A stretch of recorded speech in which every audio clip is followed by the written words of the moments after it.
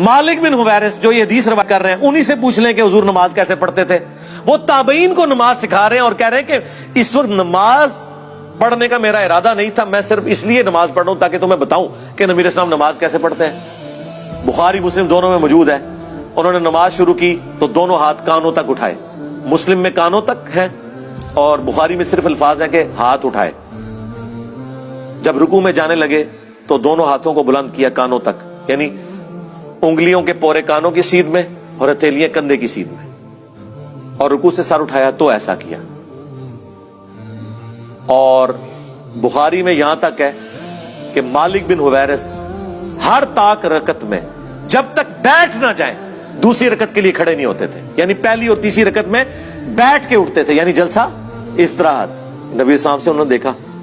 जो लोग कहते हैं हुजूर बूढ़े हो गए थे इसलिए जलसा इस्तराहत करते थे, हनाफ ये मानते हैं कि रसूलुल्लाह सल्लल्लाहु अलैहि वसल्लम ने जलसा इस्तराहत किया है, लेकिन ये इस जलसा इस्तराहत नाम बता रहा है कि ये राहत के लिए है।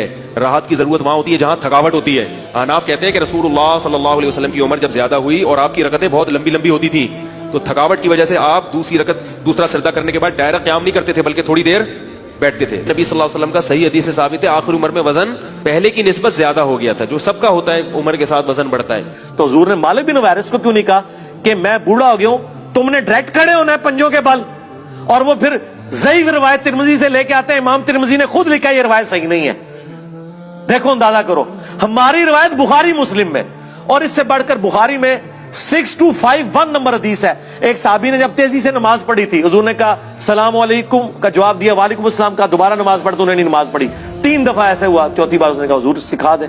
आपने फरमाया था सुकून से वुजू करो, किबला रुख खड़े हो, कुरान पढ़ो, रुकू में जाओ। फिर आप जब सजदे में पहुंचे आपने फरमाया सजदा करो, फिर 2 सजदों के दरमियान बैठो, फिर दूसरा सजदा करो, फिर बैठो और फिर अगली रकत के लिए खड़े हो। यहां तो हुजूर ने हुक्म दिया जलसा इस्तराहत का, हनफियों ने छोड़ दिया। तो हम तो असली रवायतें बुखारी मुस्लिम में जिस पे सारों का इत्तेफाक है, जिसे कोई ज़ईफ नहीं कहता, उसकी ताईद में वो रवायतें लेके आते हैं जिनमें इख्तलाफ है। आप तो स्टार्ट ही वहीं से करते हैं कि जिसमें अक्सरियत ज़ईफ। 24 मुहद्दिसीन ने इब्न मसूद की हदीस को ज़ईफ कहा है।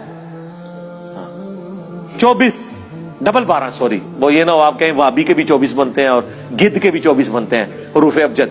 डबल 12 जिनमें अहमद बिन हंबल जैसे बड़े इमाम, अब्दुल्ला बिन मुबारक जो अहमद बिन हंबल से भी बड़े इमाम है, इमाम हनीफा के अपने शागिर्द, उनका कॉल 256 नंबर हदीस के कॉन्टेक्स्ट में इमाम तिरमिज़ी ने नकल किया कि अब्दुल्ला बिन मुबारक कैटेगोरिकली कहते थे कि रफ़ुल यदैन करने वाले की हदीस साबित है और ना करने वाले की हदीस साबित नहीं।